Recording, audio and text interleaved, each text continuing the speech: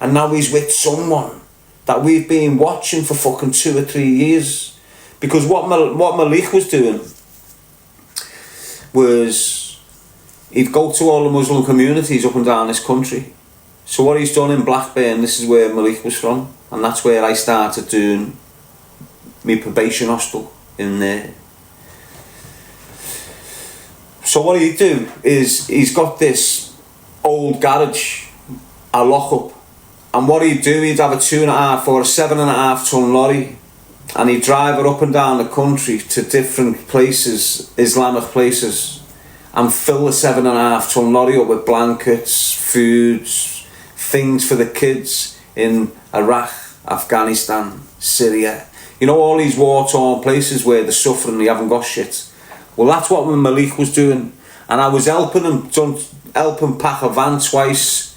So once a month or once every 2 months, he'd go up, bring it all back to this place, reorganise it, put it into proper parcels, and then drive it like a charity van and take it to all where it's meant to be going. But because he was doing this, he was classed as a threat.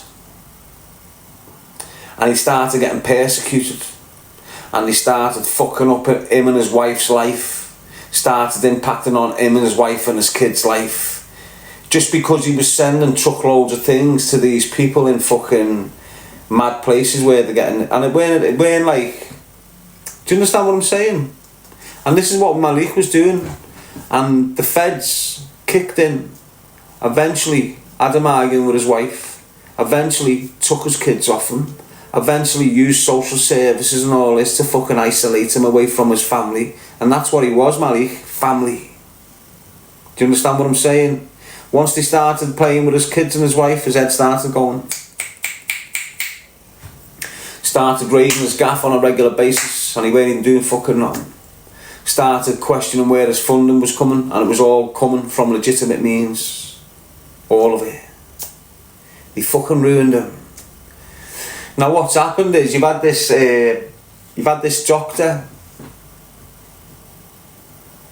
a British educated doctor, who was about 67 years old, and what she was doing, she was she was an Iranian British doctor, I think, or something along a professor. Now what the CIA and all this started saying about her was she was the doctor of death and shit like this. When what she was doing is using her contacts around the globe to get medicines, and all the contacts around the globe, including Malik, was sending medicines to her. Then she would take the medicines into Syria, Afghanistan, where the people needed them, and start helping them get better. For that, the CIA labelled her a terrorist. And when she's been travelling one time, they kidnapped her, took her to America, and imprisoned her in a prison in Texas.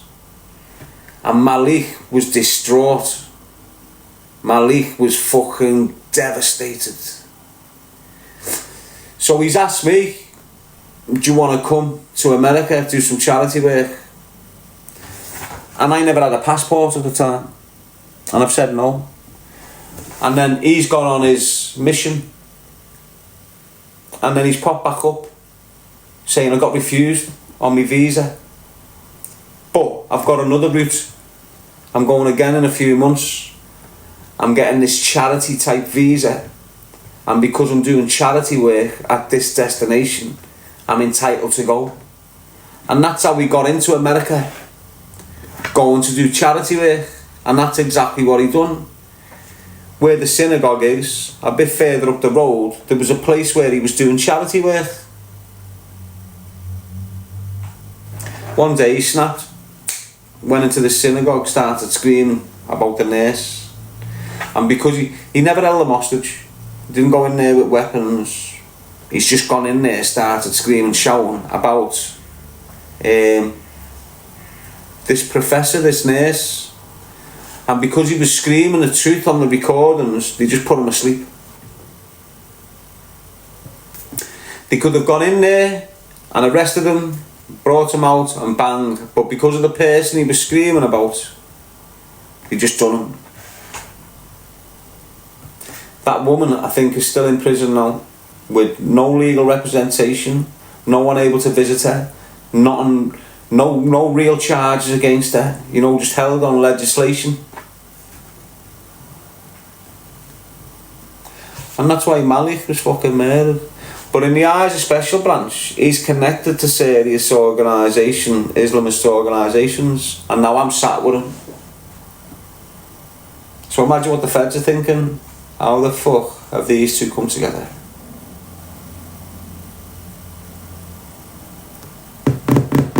So God bless Malik Akram, mate. God bless him, mate.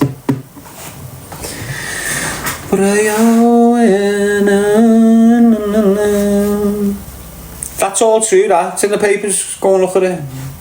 I woke up one morning with all fucking newspapers trying to contact me. Will you tell us about your friend? I'm going, who the fuck you on about? They're all contacting me. They're sitting outside me gaff and that. The media. All wanting the story. Do you know what we're saying? Who the fuck you're on about? Because they're calling them something completely different. Go on, I haven't got a clue you're fucking on about. And then look at the news, bang, fucking hell. There's Malik, what the fuck? Go on, lads. Go on, Malik, lad. Fucking represent, kid.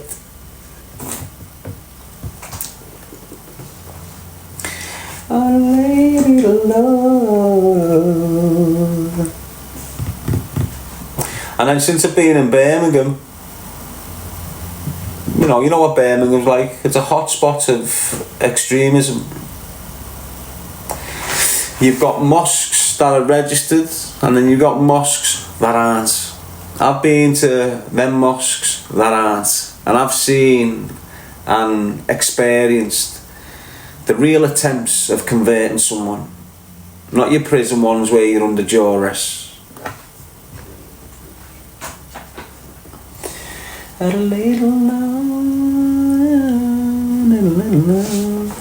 Ignore the trolls, people trying to shit there.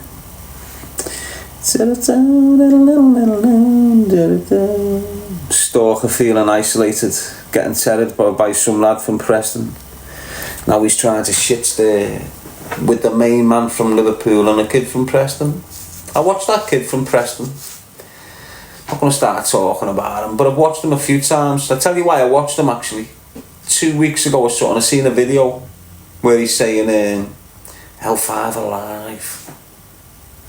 So I was seeing that video, and the first thing that came to my mind was this: just sit back, Darren. He's going to come at you in a week or two for Cliff. It's the first thing I thought. But then he's arguing with the fucking stalker now, isn't he? You can't even argue with the stalker, can you? This is the point I'm making now. You know, I can rip the back out of him, but you can't argue with him. It's like you're arguing with a fucking... yeah. He's only relevant because of his arguments, isn't he? The stalker. Let's have it right. Oh yeah, he's got his injury, but even his injury came from an argument. You know, his life is an argument, isn't it? Everywhere he fucking goes, he's arguing, isn't he? He's arguing with himself most of the time now, isn't he? That's what happens. What you give out, you get back. Silly sausage, isn't he? I wouldn't even eat him if he had red sauce on him. Would you? Oh, I know Curly Tots would. Did he get his ass fucking slapped everywhere off that fucking Kazza? Curly Tots will be right in there, mate. No red sauce. Sloppy chopping it. What's going on with that firm? Funny pack, that firm, aren't they? They're all men, but they're all women. Does that make sense? They're all men, and some dress as women, and then some act like women. what you're dealing with over there. It's a madness, mate. He's all caught up in it like it's EastEnders. EastBenders. Go out, let's go and watch EastBenders. And here comes Curly Tots after having a fight with Kaz. Kaz. Fucking thighs like a rugby player. Where did he come from? Oh, sorry. Where did she come from? You know.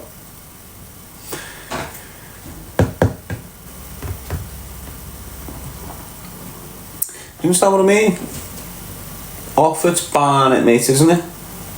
Got all people like watching it, gifting it.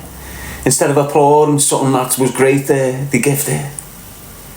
You know when you're in your house and you see fucking Simon belt fucking Bev. You remember Bev in Corrie? Simon banged a fucking pint glass off her head. Who's Simon? That little curly tot turned into a sicko. He's all sit there, wouldn't you, go, ooh, look at Simon going off his cake. Ah. Now it's come onto social media. You've got all them groups going, ooh, look at Kaz just slapped curly tots. Let me send her a gift. Go on, Kaz. Commit acts of violence, Kaz. We'll encourage you. Go on. Kaz is a fucking man. Sorry to spoil your fucking dreams, fella. You know, you won't be taking her home. She'll be taking you fucking home, kid. Don't think you're the muscle there, lad. Hey, she'll fling you round that fucking bedroom like a bifter. She'll flick you out the window, lad, still lit. Right out. Putting the shits up the cats.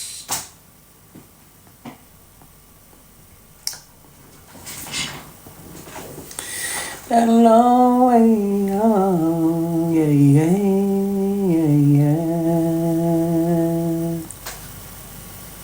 Yes, people coming up to quarter nine have lasted long on this song. Hang, hang, hang. I know. I can sound Chinese sometimes. I can sound all sorts of stuff sometimes. I'm a trisexual. So I've tried an awful lot. Have you tried talking different? You got Miss Jane saying ting tong, tong ting, a jiggling. What are you saying? Ming. You let me spit at it. Dunno, 6 inches away perhaps. Depends what you're smelling like, sweet cheeks. You know, you're flapping down there or clapping down there. Either way, I've got it inspected. You know. What's up, Scraps in the building? What are you fuming for, lad? Have I got your bird intentionally seeking my attention? Did your bird want to swivel on it, my mate? Spin on it? What do you think I meant? Eh? Yes, yeah, Louise. That Speedo loves that Treya. What's Treya, lad? Who's Speedo? That fucking runner. Speedo the runner. Freya Scott. Who the fuck's Freya Scott? How are you, Nat? Are you good? You know that Speedo with the fucking Ronaldo fella? Speedo!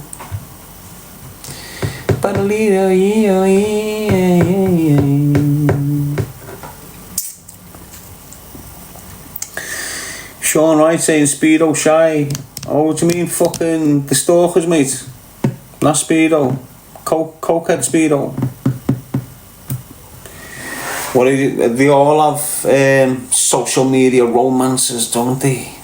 You know, they get acquainted. How many birds has he had? I'm sure that Speedo was banging that farmer girl. What's her name? The one whose son was fucking lifed off. Or brother. Isn't that his bird? Is that his bird, yeah? Is that who he loves? Is that what you're saying? So when you're coming in saying Speedo loves Shepherd, is that what you're on about?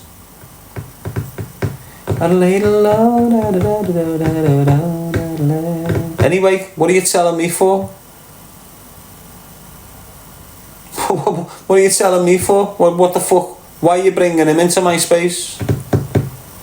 I've got content with Speedo where I'm speaking to him from like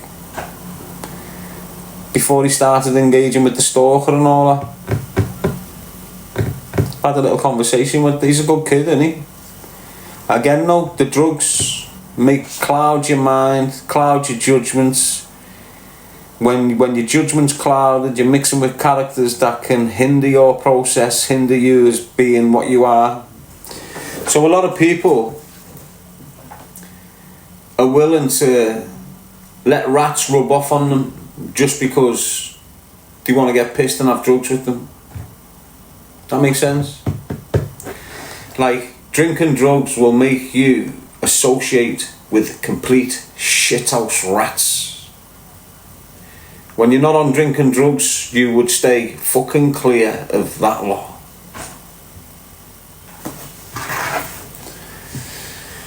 So yeah, every time I've spoke to that Speedo, it's been nice, but obviously, due to how he enjoys his lifestyle, his opinions can be swayed. And if I'm here, not giving him drinking drugs, and someone else is there, partying with him, chatting shit in his ear, he's going to form an opinion against me that he never developed a year ago. But I'm not arsed, mate. They've all experienced me in their own little way. The stalker's been dying to have a conversation with me for years. All them people he's round have all spoken to me. Every one of them creators that you've seen him bouncing off in the last 2 years, every one of them was coming into my live on a regular basis before he showed up. Ask everyone that's been watching me properly. I'll tell you, all them have been in my live as friends. He came on the scene. Now they're coming in as like judge and jury. So we started, remember years ago, when you had that beard man and that fucking helmet bent, thinking he was judge and jury.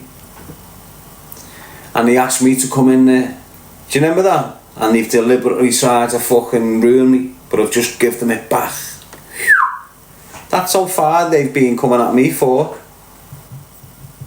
Not necessarily bad, man, but you know, you understand what I'm saying. All them that are arguing with each other now was all best mates 2 years ago. And this is what drinking drugs do to you. Yeah, nah, you can remember, can't you? You've been watching me for time, so you can remember that sequence of events, can't you?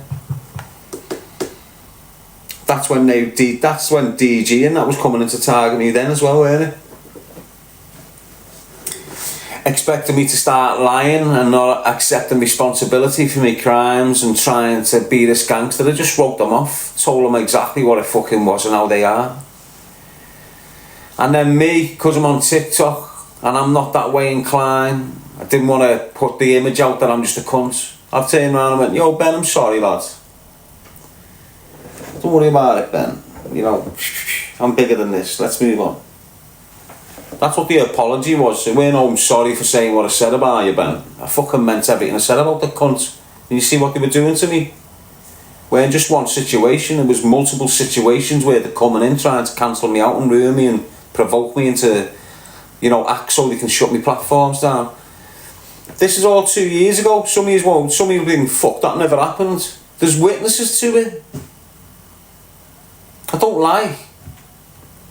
I don't come in here and just start chatting shit about a creator. They've all came at me. And it sounds mad that, doesn't it? But every fucking one I speak about now, they've come at me. I even instigated shit with them. They instigated it with me. Now you hear me laughing at them and ripping them now. Why is he always talking about Ben? Do you understand what the fuck he done to me when I'm going through a madness up here?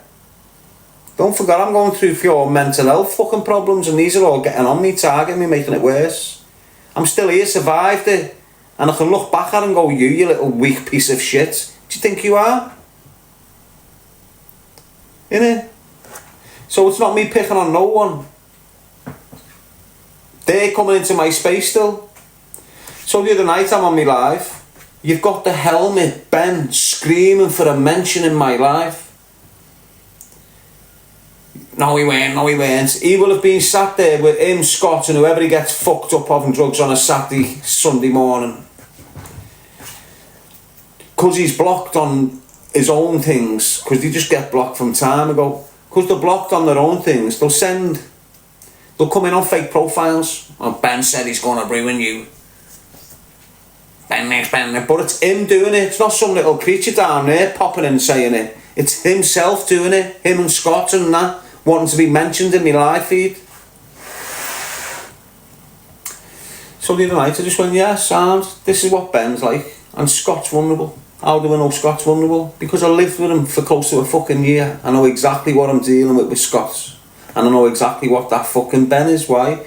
Because I've watched them for years, terrifying people, trying to get on them, trying to spread rumours about them, spreading people's houses' addresses, giving people's phone numbers out, talking about women's girlfriends. So when you've got Scott all of a sudden screaming about wives and birds and kids and everyone's shocked going, fucking hell, Scott, you shouldn't be speaking about his kids, you shouldn't be speaking about his birds. I remember watching one thing with a few creators in, and Scott's just started screaming about his kids and his wife. And then all of a sudden you've got fucking Ben, he's encouraged that shit out of Scott. Scott wouldn't have done that. But because my man's like that, Scott's becoming that way. That's what a vulnerable man does. He follows the leader. He'll start acting like you, dressing like you, start fucking behaving like you. This is what some men are like, and unfortunately Scott's one of them men. And he's had the absolute piss taken out of him for months.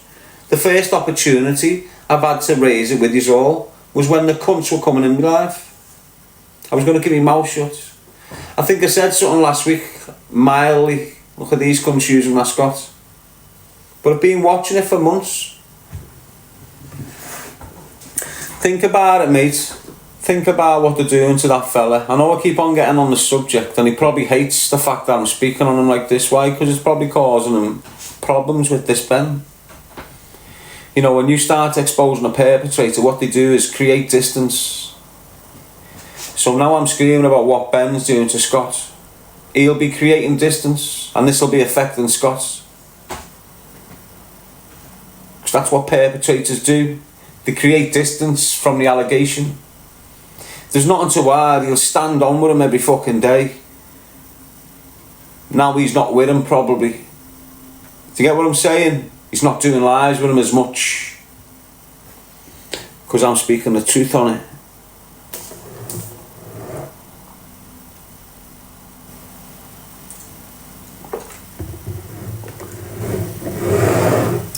And it's not on a hateful thing.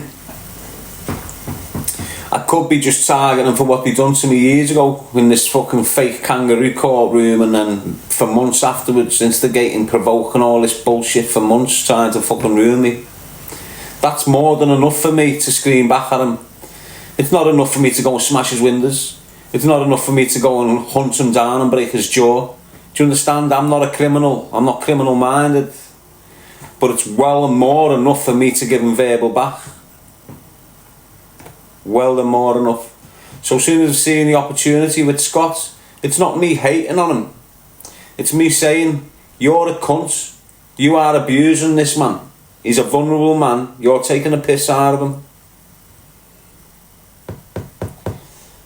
But everyone knows him for being like that. That Ben and Curly Tots, I think they were a couple, weren't they? I think Ben and Curly Tots were power necking and shit, weren't they? When they were 2 years younger.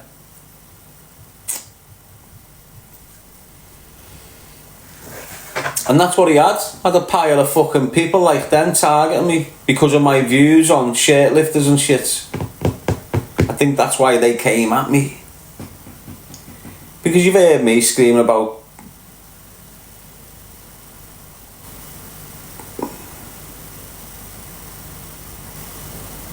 that lot. You know when you're growing up and you've got all the lads having a race and you're all 9 and 10 and you're all going sprinting like fucking Rambo, and then you've got fucking Justin, hang on. It's sort of a fucking, you know, a clue to suggest my man's bent as fuck. Do you understand what I'm saying? Now when I speak like this, I've got Curly Tots and Ben and his shower of fucking whatever you want to call him these fucking days targeting me like I'm the mate, like I've been around them for years and they can just target me because I'm speaking about that lot. They won't target no other cunts, but because it's Darren Gee and he gets a little bit of click and he gets a little bit of people start tapping into when people are targeting Darren, gives them views, gives them a bit of relevancy, bigs the ego up.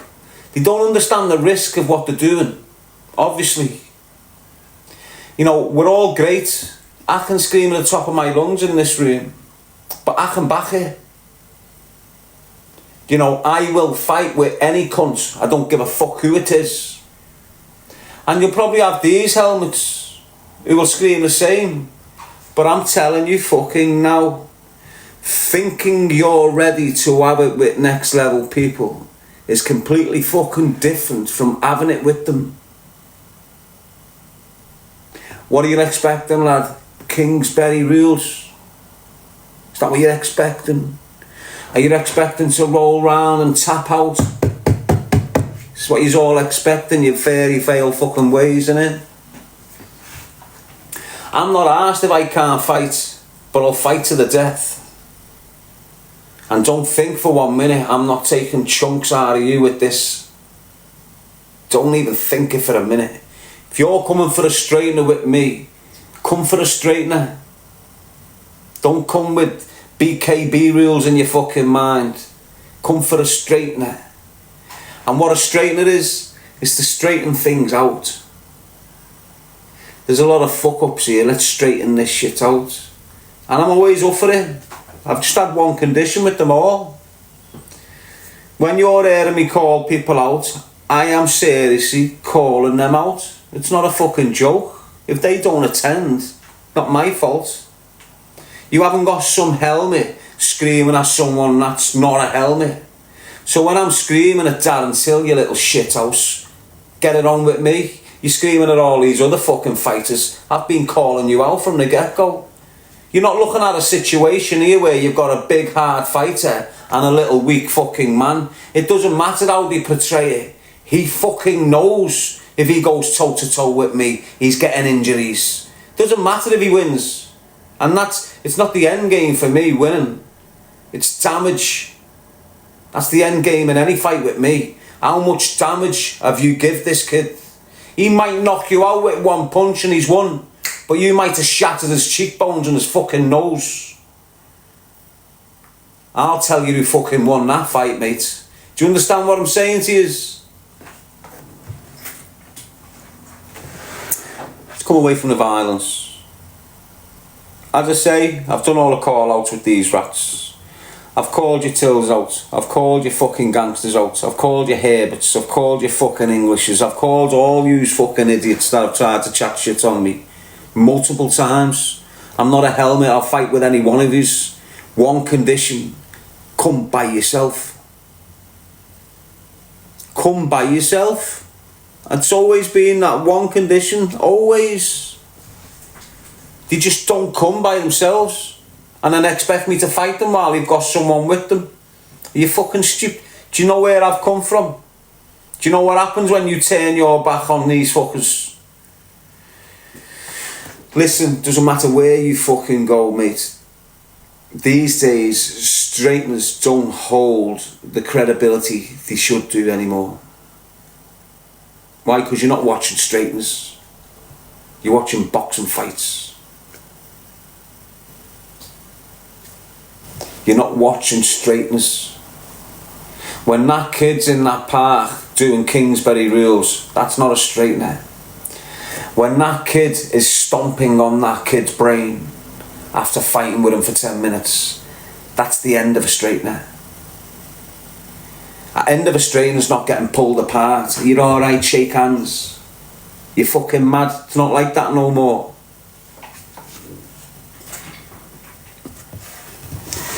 Honest, when you're a fucking brawler, you don't stop brawling when he's on the fucking deck.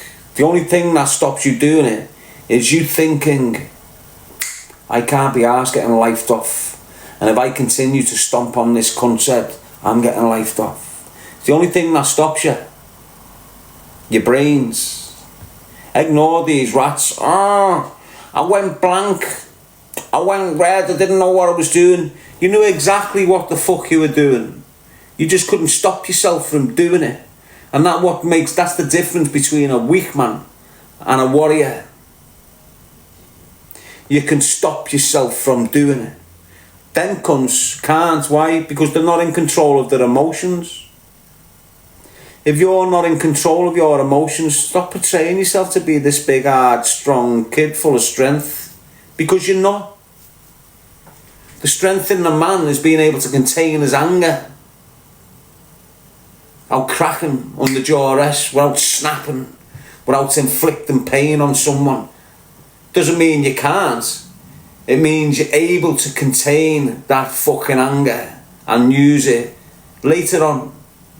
Put it into something else. And I keep on telling you, lad, it's all about controlling your emotions, which is going to elevate your consciousness. Don't think you're this high-level conscious being if you're still getting angry at your bird. Fuming for days because your bird's gone out. You need to be controlling this shit. You can't be sitting there fuming off that cunt down there that owes you the one and he's not paying you, and you're fuming. You're not in control of fuck all, mate. You're not in control of fuck all. Does that make sense?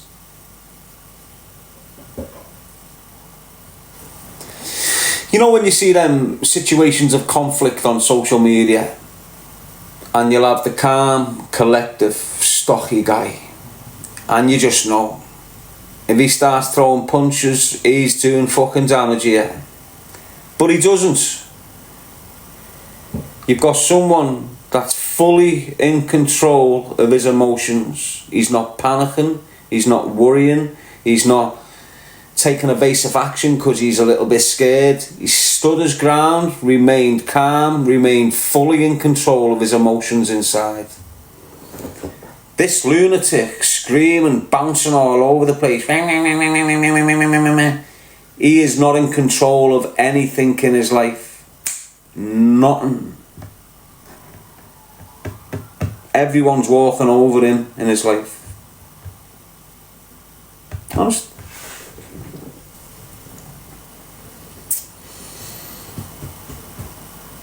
And that's what it's about, lah. Can you remain calm in the face of danger? That's where the real strength is. Can you remain focused at times of conflict? Can you sit in this house with your family now, and when that door starts getting weighed in by them gangsters with guns, not panic? A lot of you won't be able to do it. Why? Because you haven't had that experience before, and it's going to be a total fucking shock to you. But I've had that experience a dozen times since a kid. So now, when there's a gang of men with masks on coming through my door, I'm not panic mode. I'm ready mode. You know, when they first started coming through my door when I was like 18 and I've got these gangsters trying to kick me man's door in, coming in, I'm running to the corner trying to hide and get away. Even though you know you can't, you're still trying to get away in that corner. So you learn off that. Well, there's one thing I can't fucking do, is run into that fucking corner if they come again. So what you do, you get that machete and you put it next to the door. So now, when you hear the first knock, instead of running to the corner, you run into your machete. Second time comes round, they burst in. You put the machete too far over there. There was a madness before you got your fucking hands on it. The third time, you've got one there and you've got one right fucking there. So next time they come in, you've got access to it dead fast. And then you go through another one and you learn off your mistakes when they came through there. And when you've learned off all the mistakes, now the situation is yours. Now they're coming in to my domain. Now when you step foot across that fucking line, you're getting your head took off. You're going to be the one that's shitting yourself coming in here, not the other way round. And that comes with experience. So when you've had people trying to shoot you dead with guns, what you start doing initially is running in straight lines, thinking bullets don't go in straight fucking lines. You learn very fast. You've got to zigzag and hit the fucking fences. Do you understand what I'm saying to you? Now when you've had men pouncing in front of you with guns, trying to put a bullet in your fucking head, and the gun jams. This is experience that not anyone can fucking buy. Do you understand what I'm saying? And when you've been placed in them experiences enough times, just like when they're coming through your front door, you start recognising what you should be doing here. And let me tell you this from experience of years where people have really seriously tried to kill me. From up close and personal. I'm not talking about a dick out of the estate spray in your car. I'm talking up close and personal attempts on my life. The best thing you can do on a gunman is run at him. The worst thing you can do is run from him. Trust me on that. Yes, see Faz, trust me, you run at the gunman, you don't fucking run from him. Why? Let me tell you this. Normally, if a gunman pulls something out on you, you go, wow, shit, panic mode. And he's got you, he's in control. But if someone pulls that shit out on you and you run at him, you've turned it on him, you've reversed it on him. He's expecting to go through his motion. He's expecting to pull his thing on and go, yo, you, bam, and you shit yourself. The minute it doesn't go to plan, he's panic mode. The minute you just go, what, bang, right at him, he drops the thing before he fucking uses it. Why? Because he's in complete fucking shock of your reaction. He's expecting that shithouse reaction. He's expecting that turn and get on your fucking toes reaction. The minute you jump towards him, it's like a lion's targeting him. It's like a big fucking tiger's pouncing on him. You look massive to him. Why? Because that's the dynamics of it. It's reversed the psychology, and there's like a swelling. There's like an amplified period of that reverse psychology, if you understand what I'm saying. So, if the dynamics wasn't he's pulled the gun out trying to get me shit scared, and he was just doing whatever he was doing, and I've just turned around and blagged him a lion, he's gone, what are you doing? But because he's got this process going on, this psychological process, and he's coming at you like he's this big thing, pulls his thing out and you just go, wow, bang. His mind amplifies you, like in an energy type of way. So really you're this thing, but in this moment of time, you look this fucking thick. Puts the shits up him in an instant. That instant bang, that panic mode. You go, wow, what the fuck's that? You've got him. You've got him. What you do then? Go for the wrist. Secure the wrist, what's got the gun in it, and then just choke the fucker or something, or do whatever you can. Poke his eyes out, shit like this, blind him. So use women, if you get into a little bit of conflict with a fucking man, you know, there's two places you need to aim for. Between the fucking eyes and between the fucking legs. Get yourself in a gym, practice kicking the ghoulies on a punch bag. Just practice it. Every time you go in the gym, stand there for 5 minutes and understand the movements of raising your leg between the legs. Bang, bang. Just kick a bag like that. You haven't got to be big, strong and fit. Just kick it and then practice with your hands. Just on the punch bag, just throw a punch, throw a little bit of weight behind it and just do it repetitively. Just visualise a cunt's nose. It's all nice high vibe over there. So if you're able to come and watch me over there, jump over.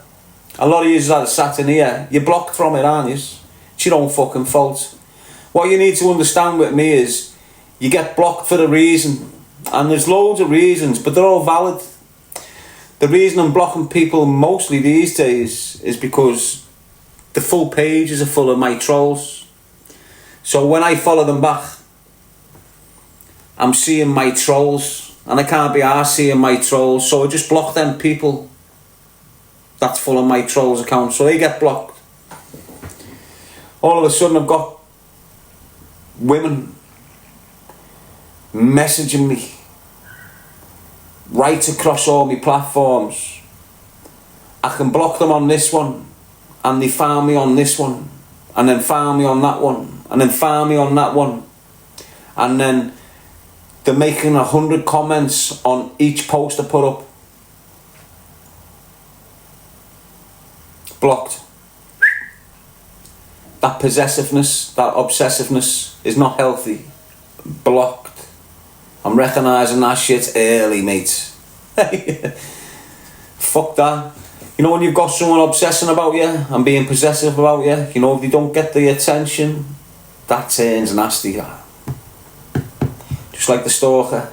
It all turns nasty. When they don't get the attention they're fucking craving from you, they turn nasty. For some reason it always fucking happens to me as well, you know. It's weird, I just get pure people obsessed with me in their own little fucked up ways. And then because I've never seen the comments, I'm getting fucking persecuted. I'm the worst person in the world. I'm getting trolled and everything. I've just got that energy in it. I've got that energy like that. We've all got our own little aura. Some you'll feel comfortable with and some you won't. The more you recognise that shit, the better you will be in life. Why? Because people don't need to tell you what they're like. You can feel what they're like. If you're a good spirit and you've worked on yourself, you can recognise the bad spirit. Easy. You can feel them. The vibe. Look, it's a true shout, you know. You know when like, you know when you're sitting somewhere and you're just minding your own business here doing your scran, and you've got this dickhead, like he's looking at nothing but out his peripheral. He's focused on you. Recognise what the fuck that is. Do you understand what I'm saying? That's a bad vibe. Not someone just looking at you on the shady. It's a bad vibe. So I never opened my mouth to him or anything, but I picked up on it straight away. Bad vibe. It was I'm sitting there and I can, this is what I'm like now. It's weird, this. I can be sat here and I'll just feel something and look round right at someone that's staring at me, and they'll go, honest. I can be, this is how fucking weird it gets. I can be driving my bike on the pavement on a bike path, and there'll be someone staring at me from the car window, and I'll go bang and look right at them from nowhere, just go, you know, felt the presence. Now this has been happening to me for years, but I've just never really understood it. So I'd get these like feelings of someone's watching me, but not react and get on it.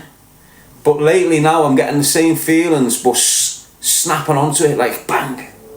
So where I'm getting that feeling from, I'm looking right at, and there's someone there staring at me. The minute I lock eyes on them, they turn away as if they haven't been looking at me. It's fucking weird. It's fucking weird, honest to God, mate. But it's good. It's good tools to have. And I don't know whether that's come through the hyper-vigilant state of mind that I've had for decades now. You know, when people are trying to shoot you dead, you establish a different type of mindset from the normal. You'll get a kid that's on his toes, on the ball, knows what he's looking for, and then you'll get a kid that's hyper-vigilant, and it doesn't matter what the fuck he's looking for, he's recognising it. Do you understand? It's weird.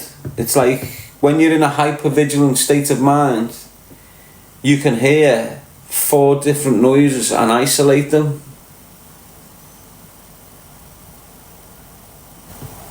You know, sometimes when you're kicking, watching me, you'll hear the music on over there, you'll hear the telly on over there, then you'll hear me clicking my fingers and you'll hear me speaking at the same time. Without you understanding what's going on up here, I can hear what's getting sped on the telly. I can also hear what the lyrics are in the music, and I fully understand what I'm saying to you at the same time playing a tune with my fingers. That's the hyper-vigilant mindset. That's what it does for you. It opens up every little noise. You can hear a fucking pin drop down the hall when you're in that state of mind. Like that. And it's not delusional, you know. Don't think, oh, he's a paranoid cunt. I've explained this as well multiple times. You've got 2 forms of paranoia. You've got the paranoia that comes from reality, and you've got the paranoia that comes from delusion. I'm not paranoid through delusion. I'm not a kid that's never had people trying to shoot him dead, put his brother in a coma, killed one of his mates on different situations. Do you understand? I'm not a kid that hasn't been in any of them situations and just going, there's fucking people trying to kill me outside. That's delusional. You're fucked in the head if you're thinking like that. But because I've had serious attempts on me, I'm not going paranoid. I'm just extra vigilant. I'm noticing things quicker than he is. That's all it is. It's not paranoia. So when I start saying, I've said before, I can feel death. And 4 weeks later, someone's trying to shoot me dead. Honest? It's weird, isn't it? But we can all do that. We're just locked in. We let other people identify the risks instead of you using the tools within your senses, your mind, everything like that to identify the risk. It's like with your kids. Your kids are getting risks identified for them instead of feeling them. Does that make sense to you? How can you explain that?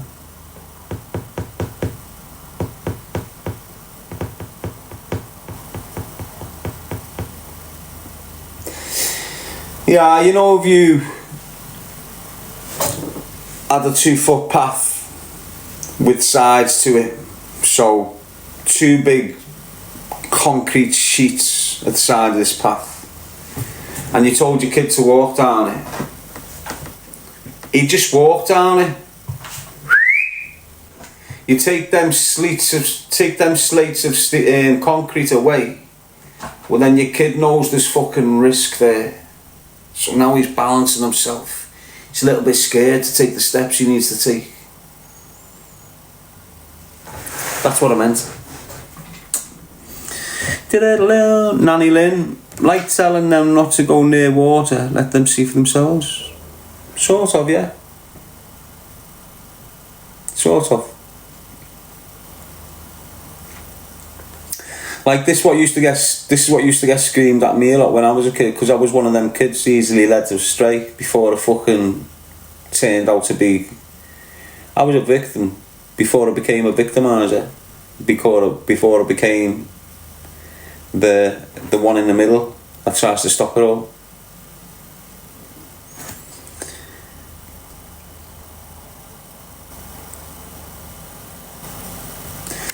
So, what the fuck have you done, Darren? Billy told me to do it. Billy said I could do it. If Billy told you to put your fucking hands in the fire, would you?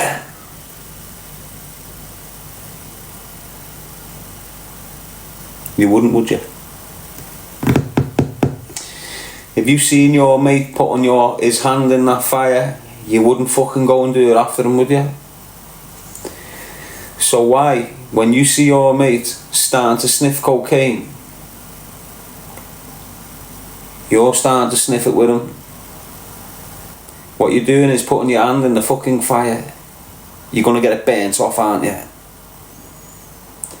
So when you see your mate, running down there, pulling that gun out, getting himself 15 years, why the fuck do you want to go down there, pull a gun out, and get yourself 15 years? Is that not putting your hand in the fire?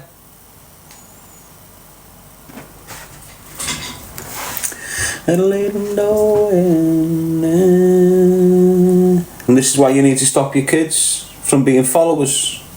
You need to stop your kids from thinking group-like, gang-like, group mentality. This is how your kids are making decisions now.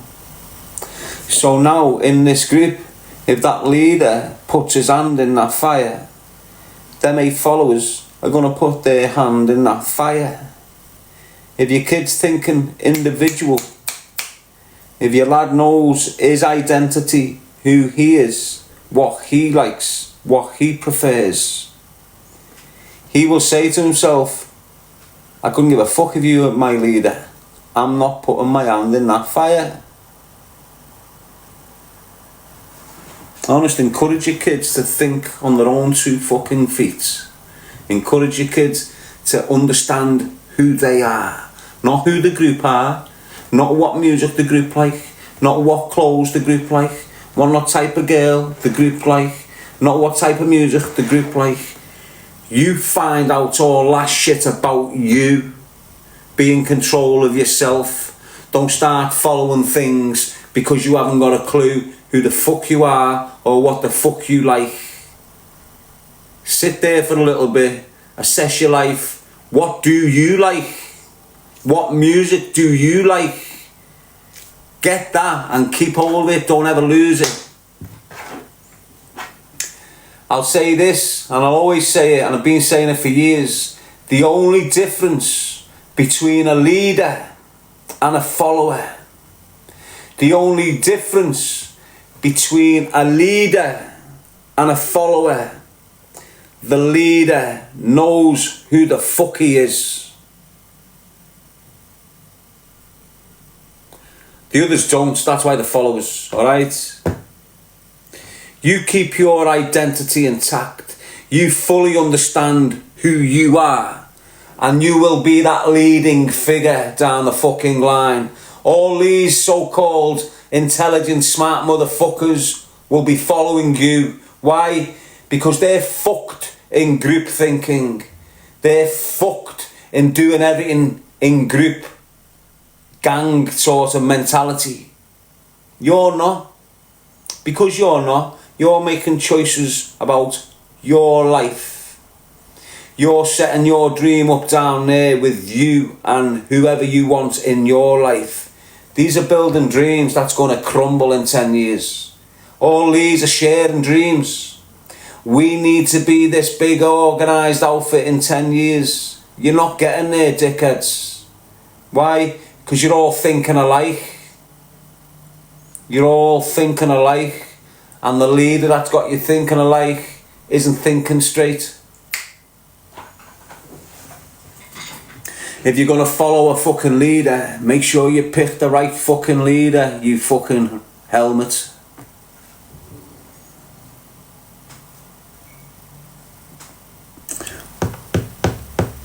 Don't follow no leader. You are the leader. Lead your own life. Don't let no one else lead it for you. If you don't take control of your destiny, that cunt will take control of it for you. Alright? And that's just fact. If you don't control what direction you're going to go in as a young man becoming a mature man, if you're not taking control of these decisions, that cunt will. You will help him have his nice lavish lifestyle instead of helping yourself have your own. These are all the things that you give up when you lose your identity. When you lose your identity, everything you're doing is for someone else.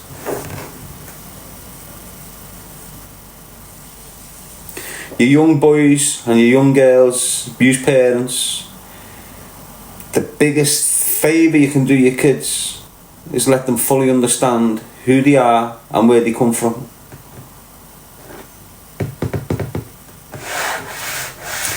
Some mums don't speak about the nanas, why? Because they fell out with them, so now my child can't have a relationship with the grandmother.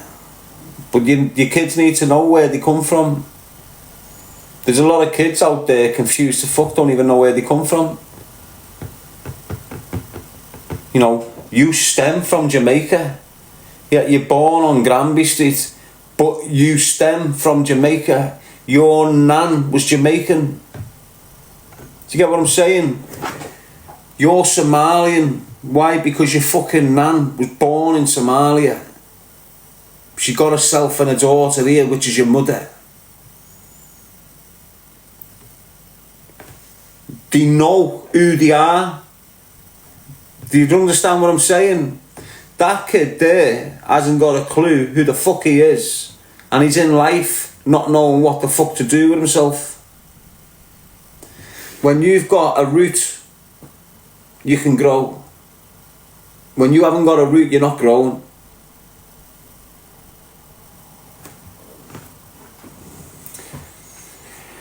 You see it, don't you? When you're raising your kids, you're passing down your characteristics and your personality that you got from your mum. Now you're raising your kids, then they're all getting shifted down to these kids. And when they're in your house, in your space, they're behaving like you, acting like you, developing the identity of yours. And this is how they're becoming you. As they're getting older, they're becoming you. They'll finish school, they'll go out the fucking door, then that identity is at risk. So all that character building that you've just established in your household around your daughter and your son, that decent lad, that decent bird who's gone and went and got the qualifications for you, blah blah blah blah blah. Now they've gone out the door at 16 and they're mixing with the groups after school. Amongst these groups, you've got the testing of drugs, you've got consumption of alcohol, taking weed, ket, brooms, all this kicks in now. 6 months, a year later, you've completely lost your son. Lost him. Why? Because the group stole his identity. So now your son's coming home dressing different. He's coming in late. Your daughter's coming home stinking of weed. It's fucking doing your head in. What are you doing smoking fucking weed? You're addressing the wrong problem. Instead of addressing who she's mixing with, instead of addressing the drugs and the drink, address her identification, because that's where it's fucking up. She's getting lost. That's what's happening. She's losing her identity and she's developing the identity of the group. And the longer she's in this group, the further she's going to get away from you and the way you've raised her. You can have a loving daughter, 16, by the time they're 17, because of what they've been doing outside, they're disrespecting you more than they're disrespecting their own fucking enemies. Screaming at you as their mother. They've never been like this. What's changed the personality on my daughter so much? That group. Peer pressure. getting ripped when she's wearing certain clothes, so she stops wearing them clothes. Do you understand what I mean? All that shit kicks in, all of it, when your kids start losing their identity. You know it yourself. You've probably lost your identity somewhere along the line and you've went off your fucking barney. So if as you're growing up, if your identity and part of it is Christianity, and then you get to 16 and then turn your back on Christianity, you're lost. Lost. Completely lost. And you'll go missing. And you'll lose your purpose. You'll lose your direction. You lose everything. It all just disappears on you. The minute you refocus back on Christ, all of a sudden you start getting back on path. You start going again. Why? Because your identity's back intact. Now you can focus on yourself again. Now you know what you want to do in your life. Now you know what you prefer. Now you know what type of woman you want to sleep with. Anyway, keep it real, people. Choose a life, not a knife. Darren Gee. I know we went through a lot of topics there in the last 3 hours, but it's been a 3-hour live feed. It's a warm-up, actually. We're going to go. You can hear my stomach rumbling. Need to get something in there.